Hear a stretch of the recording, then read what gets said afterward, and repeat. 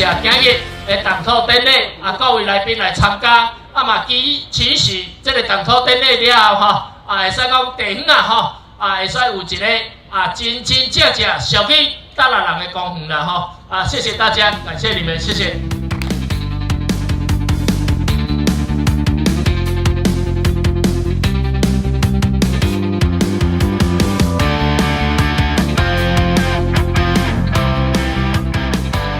尤其他愿意把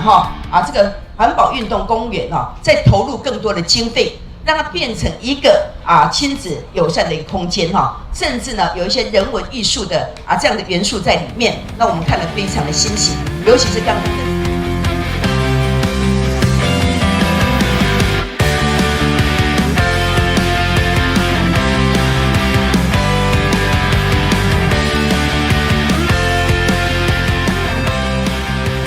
还有，我觉得一个很大的幸福是来自于说大家一条心，一条线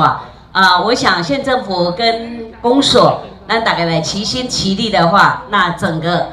这个资源的话就会双倍甚至好几倍啦